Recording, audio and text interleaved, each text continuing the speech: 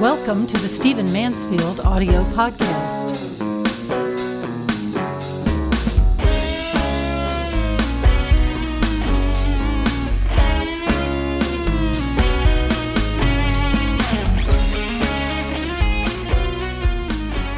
I want to talk to you in this podcast about 10 things that I did differently in writing my recent book that made a huge difference in my writing. Many of you ask me about the techniques I use for writing, and you ask me what I'm learning, what I use, what technology I use. And so working on the book that I've just now finished, I did some things differently, and I paid attention to them, and I planned to tell you about them once I had done them. So here they are, 10 things that I did differently that made a huge difference. Most of these, by the way, are very, very practical. They're not about the actual content of the writing. First of all, I switched from using a mouse to using the Mac trackpad, and I have to tell you, it made a huge difference. At first, obviously, I was a little clumsy. I hadn't quite mastered the finger movements and so on. But when you are working on a book that, in the case of the book I just wrote, is 70,000 words, that's going to end up being almost 350 pages, you do a lot of moving around, a lot of scrolling, a lot of bringing in widgets or bringing in other programs and apps and so on. And the trackball, once you get skilled at it, is, in my opinion, much faster, much more intuitive. Now I don't even think about my hand movements. They happen automatically when my brain says, let's go to that next page. So I found that to be pretty wonderful. Thank you, Gary Senna, a man who works with us on our social media. He recommended it. I think I got it for $50 or $60. Wasn't very expensive, but it has made a huge difference, and I no longer use a mouse. By the way, there's also advantage to the fact that I am using a trackpad at my desk that is, of course, the same that is on my MacBook Pro or MacBook Air. So I really recommend that. Second of all, I have always needed more screen space than I have when I'm working on a book. I have a large cinema screen, a Mac cinema screen, but I could frankly use 3 of them.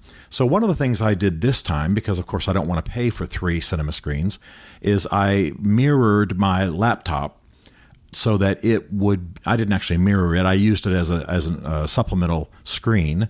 And those of you who work with Macs know what I'm talking about. So that it's not mirroring, but it is a continuation of my big screen. So I sit at my desk, I look at the big screen, but to my left is my MacBook Air, and it is a continuation of the screen. My mouse will move to the left off of the cinema screen onto the Mac screen. And by the way, when I really got busy one day, I also did something of the same kind using an app with my iPad. So I actually had 3 screens on my desk with information on each of them. And it made a huge difference because when some of you write fiction or you write from your own feelings and thoughts and life, and you don't use a lot of research or a lot of books. But in the last book that I had, the one I've just finished, I maybe used 100 and something books.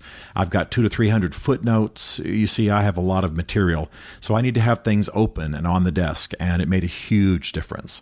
At a very, very practical level, I deal with some things that maybe some of you don't. I'm a pretty good sized guy. If we've ever met, if you've ever seen me, I'm 6'4", I'm over 250 pounds.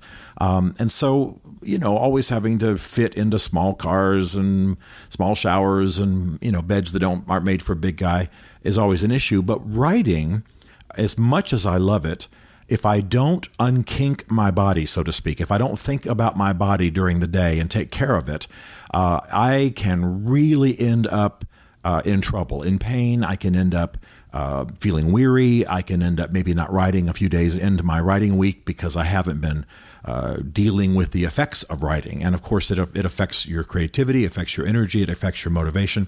So first of all, I spent about half of each day writing on one of those big exercise balls that you see at the gym or the Y. I had seen people do this. I'd had some folks recommend it to me. I can't do it all day. I don't want to do it all day. But not only does this just simply change your seat, it forces better posture, and it also requires your core to control you a little bit more, which actually is a bit of a workout. I find that my gut's tighter. I'm a little bit trimmer at the end of a writing process that I was at the beginning. And I put that down to, sure, eating wisely and working out, but also the fact that I'm spending hours and hours a day on this ball. It's made a big difference. I had to get an extra large one because again, I'm tall and my desk is tall, but you'll find one that's your size. I think it's worth doing. Now, if you just write for an hour a day, it may not be that big a deal, but I'm sometimes sitting at my desk for 8 to 12 hours a day. I have pretty intense writing schedules, and I have to really compact my time for producing a book, given what I do today. And so that's been a big trick for me. Another thing, I stopped lying to myself that I was going to work out in the afternoons, and I worked out in the morning. My main workout is body weight exercises. It works very well for me. I can do it anywhere in the world, anywhere I travel, in a hotel room. So I used to say to myself, let me work out in the afternoon when I'm through writing so that I can unkink myself. But no, that was a lie. What I did was made a beeline for Bev, and then we'd head out to eat or something, and I wouldn't work out. I work out in the mornings, and I think that a combination of the energy it brings, perhaps the stretching, definitely the blood flow makes a big, big difference. So I do my workouts in the morning now. I also, in this book, did something that I have done at other times. I made sure that every resource I could possibly use as an ebook or a PDF, I did use that way. And I have to tell you, in this particular project, there was lots of searching for words, lots of searching for quotes, lots of bringing things up. Again, well over 100 books, many, many journal articles. This book I've just written has a lot to do with constitutional law, and I'm certainly not a lawyer. But I do know how to do the research, and so I have lots of journal articles and lots of analysis and so on. All of that I put in PDFs.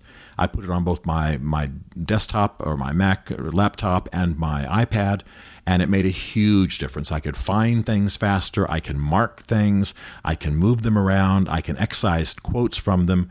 It really made a big difference.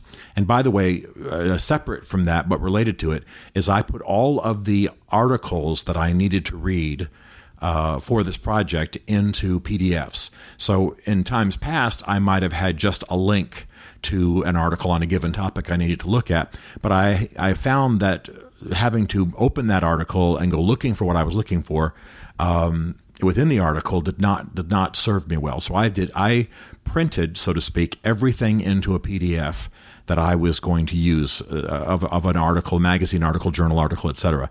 And it made a huge difference. I need to tell you, it made a massive difference. Another thing that made a very big difference is that I learned from Gary at MacMost Now. I don't know if some of you get that video podcast, but I really like good old Gary at MacMost Now. And he recently did a podcast. He just teaches people how to use Macs. He recently did a podcast on how to format flash drives. Well, when I work and communicate with scholars and people and experts and friends and staff, I use flash drives a lot.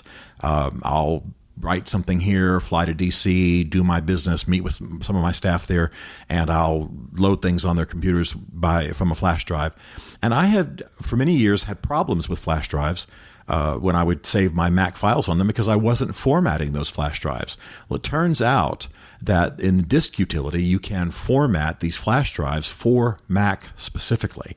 And I was using flash drives that were formatted for DOS. They didn't crash, but they wouldn't retain all the formatting in my folders, in my files. And so I learned this time to format my flash drives for Mac files, and I have to tell you, it made a huge difference, Another thing that I did, two other things back to sort of physical things, was that I drank a lot of water. Now, I know some folks, as soon as they think of drinking a lot of water, they think of aerobic instructors who are always screaming about that, and they also think of having to go to the bathroom a lot.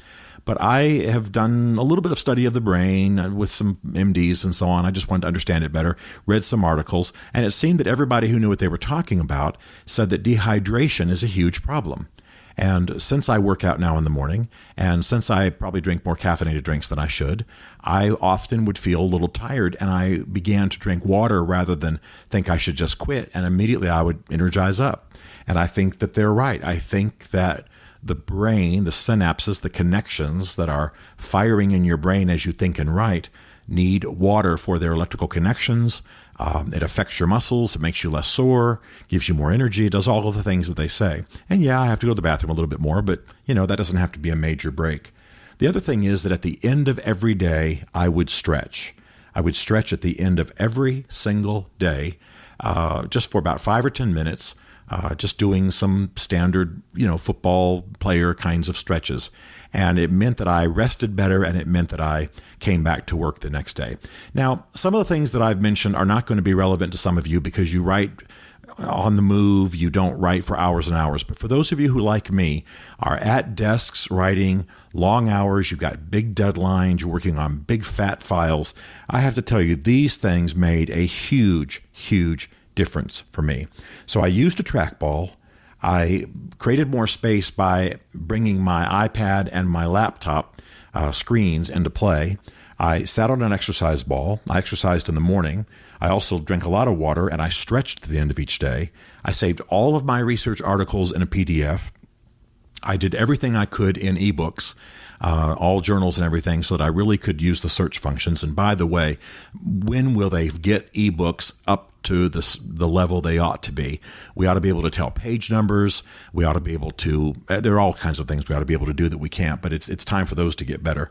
And then one of the things that made a huge difference was that I ceased having problems with my flash drives because Gary at MacMost Now taught me to format those flash drives for Mac files.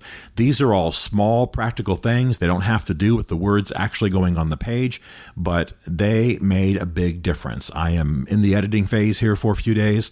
I feel good. I'm healthier than when I started, and I think I've written well, and I'm grateful for that.